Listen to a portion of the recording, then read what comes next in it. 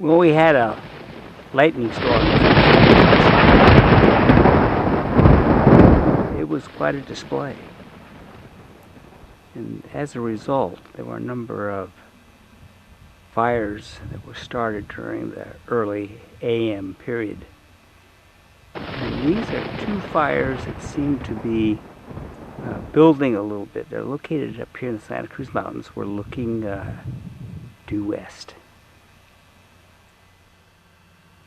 It's the first one I noticed this morning when I walked up here.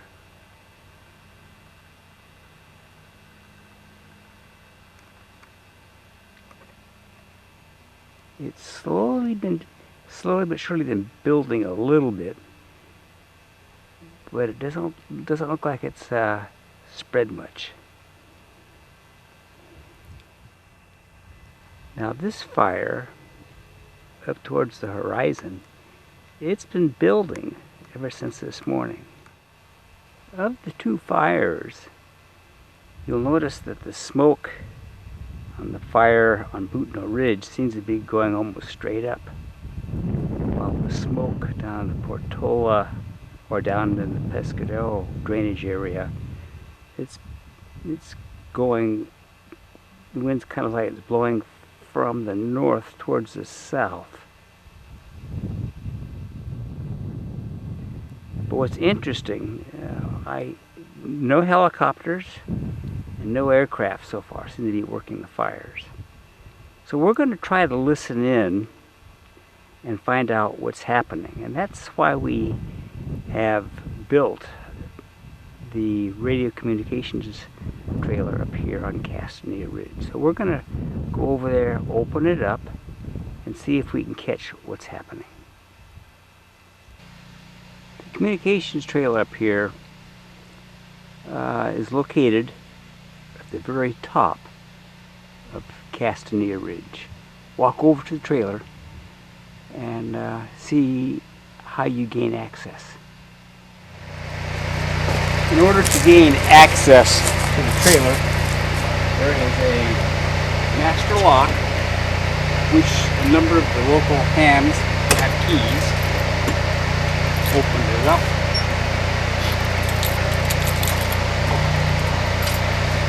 Drop the stool out. Come on.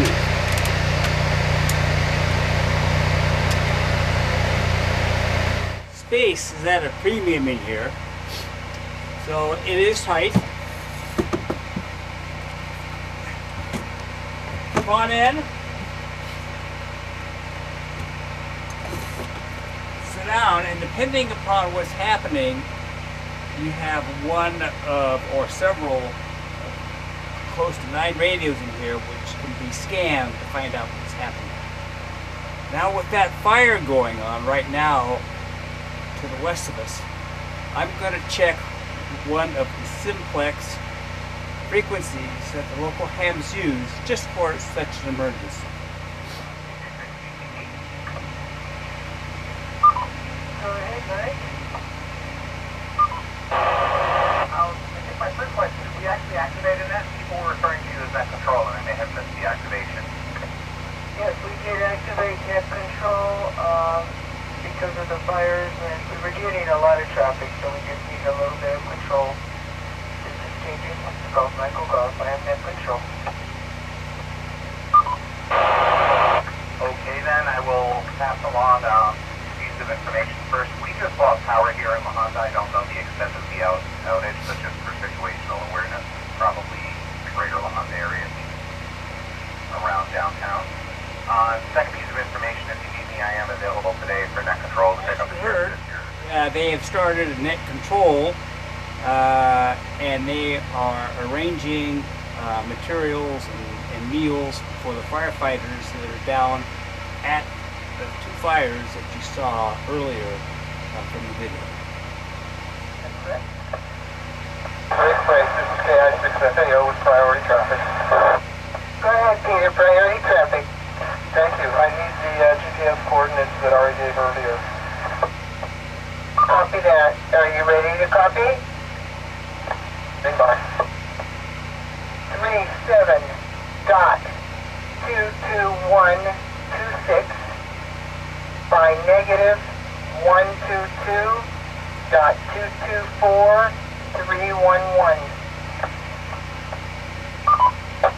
Feedback 37.22126 by negative 122.224311. So you're saying how we use the equipment for quickly passing information around. Go ahead. This is Thomas in Middleton. We lost power last night around, I want to say, 2:30 in the morning, and you can definitely smell heavy smoke in the area. It is not clouding the sky here at the moment. I know the fire is over there in the park. Just wanted to give an update. This is AM6QVL monitoring. Thank you for that update. I appreciate the information on the power outage. I often forget to ask that question because we're off grid, so I don't think about power outages. But thank you. This is Net Control, KJ6, Golf Mike Golf. Net Control, this is Kilo Delta 6 Uniform Charlie Alpha. Play Uniform Charlie Alpha. Just an update for you. We still have no power as of 10 minutes ago. 86 UC8 there. Thank you, Brian. Appreciate the information. Okay, so that's how it works. I'll give you a quick tour of the radios when I come back out. It's hot in here. Okay, we're inside, and there are enough radios in here that we can literally talk about just anyone. But the two main radios that we use are the Yaesu 857s. One there, one there. All the other radios can be used for redundancy, and they can be used in a real emergency for communicating directly with Caltrans, Parks Department, Highway Patrol, and CAL FIRE. The trailer is equipped with stored water, emergency rations,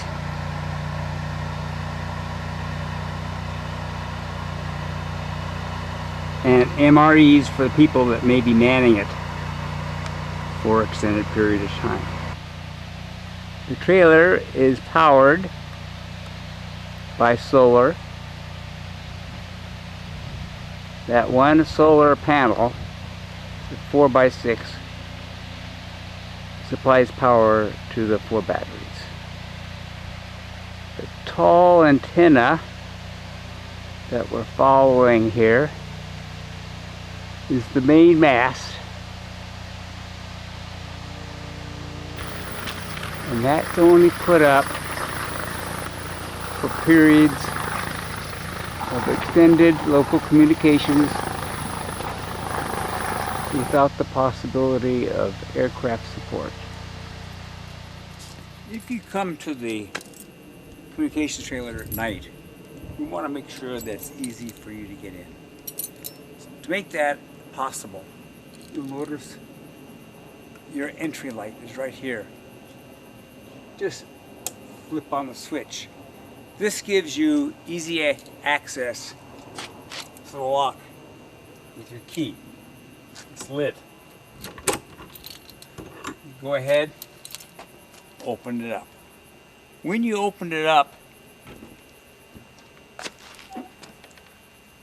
immediately to your hard right, and I'll show you momentarily, there's another switch.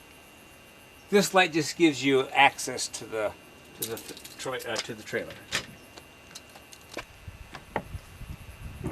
After the door is opened, on your immediate right, you will see a switch box. Flip it on, and that turns on 2 interior lights. This will illuminate the interior. You can now pull out the stool, walk into the trailer,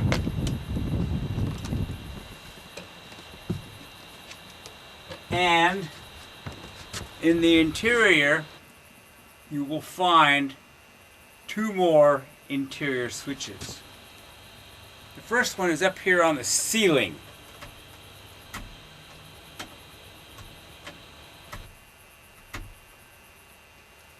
The second one is on the ceiling by the radio. Are on. You can go ahead, pull out the chair, get yourself situated, and then we have the light, which basically helps illuminate the radios. One light, and if you turn the flip switch to both directions, you get 2 lights. This does a pretty good job of illuminating the controls. I generally, at night activity, I like to turn the side light off. You have to realize we're using batteries for all this. And so if you're going to be in here, let's say for all night long, even though these are LEDs, it's a drain on the system. Plus you have the drain from the radios. And I can probably hear you pretty well. Actually, maybe both, Brian. Your circuit there at 4 almost here. Yes, there is the frying pan static, but it's strong. Every Saturday starting at 7:30, we use HF frequencies. We use HF frequencies to test our emergency communications capability on the HF frequencies. And so we start at 7:30 in the morning, and what you hear is kind of like a precursor where everyone is chatting. This is the informal part of the net. And we're sharing information, and then the formal portion of the net will commence at 7:30. So we'll give you a chance to listen in during the formal session when it starts.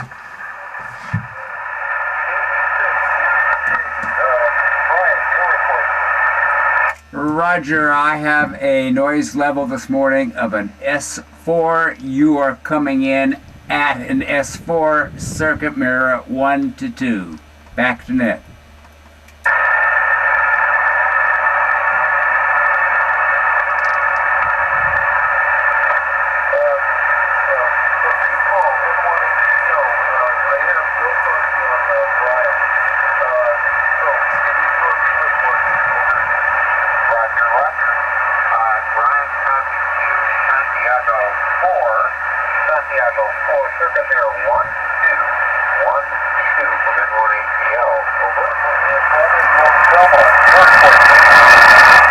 What you heard just then was the fact that the station at Belmont, which is where the American Red Cross has their major communication center, could not understand me. And as you noticed, I had a difficult time understanding him.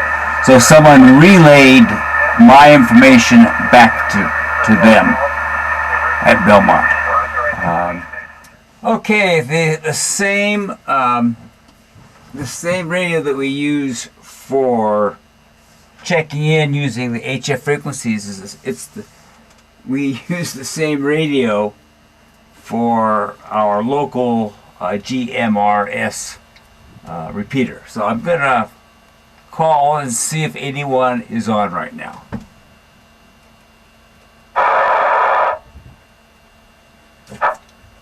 Okay, good morning. This is Brian. It's just about 4 minutes after 8, and I'm just seeing if anyone has any questions. I am not going back down. I'm not going down to the valley today. I'm staying up here. Right now I'm at the communications trailer, and later on in about 20 minutes I'll be down at my place. Are there any questions? The weather up here is drastically improved. The air quality is fantastic compared to yesterday. Anyone have any information they want to pass along?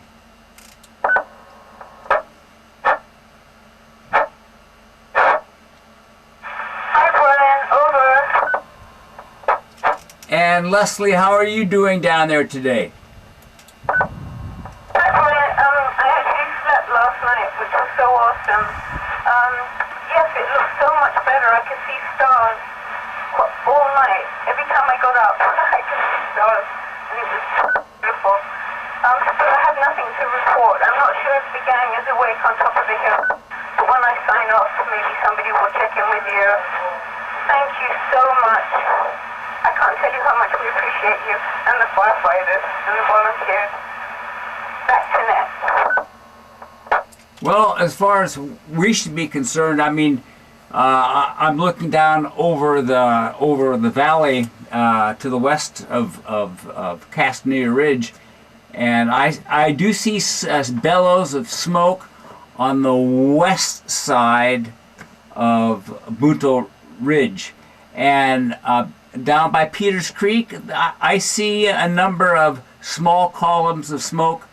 But I'll tell you, it looks like the fog came in part way, and the inversion layer is very low as compared to yesterday. So the air quality a little bit higher should be great. And I'll keep my radio on at home, and if anyone just wants to pipe up, give me about a minute to race up to the radio, and we'll take care of any questions anyone has. Brian Clare.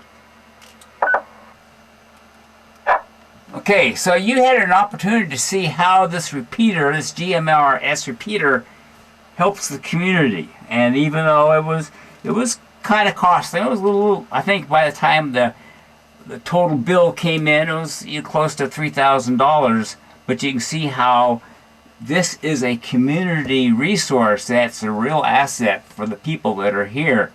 A lot of them don't. Their cell phone coverage is down. They don't have any access to the internet, and so this is kind of like a central point of passing information around in the local community. Okay, I'm going to go ahead and turn off the radio,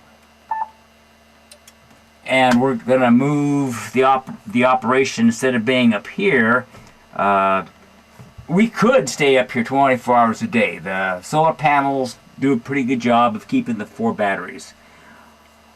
But this little experience has taught us some things, and already I have some ideas about expanding, and we can't expand the trailer, but we do have some things that we would like to consider doing.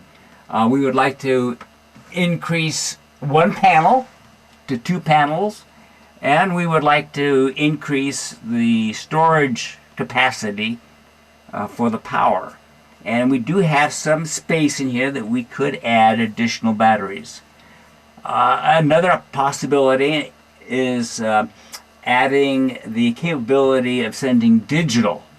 And the way we would do that, we would like to be able to purchase another Yaesu, very similar to the ones that we already have. In fact, I'd like to get the same model so that it's easy to service. Once you learn one radio, you'll know how to use that similar radio.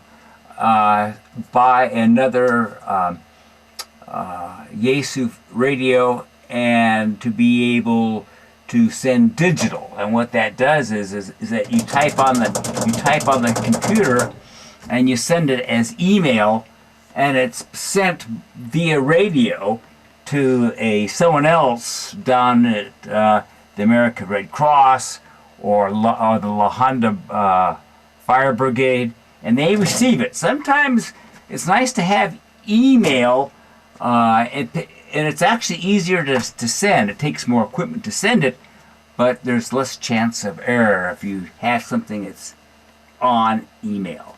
So that's another possibility. We have the room for it here. Things just get a little bit tighter, but we do have the storage capability. Okay.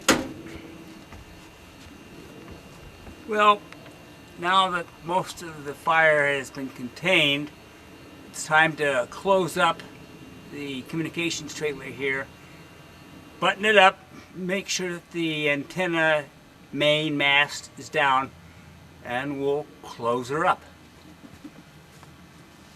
Getting out is pretty simple. All the radios are off, and the last thing we have to do, put the stool in, double check the radios, make sure everything is off. We don't want to have the batteries being drained between now and the next time we need it. Close the door and lock her up. I hope this video gave you a chance to see how we do things up here as far as communications during an emergency. Hopefully this is not going to happen very often, but we want to have everything ready. Remember, this is turnkey.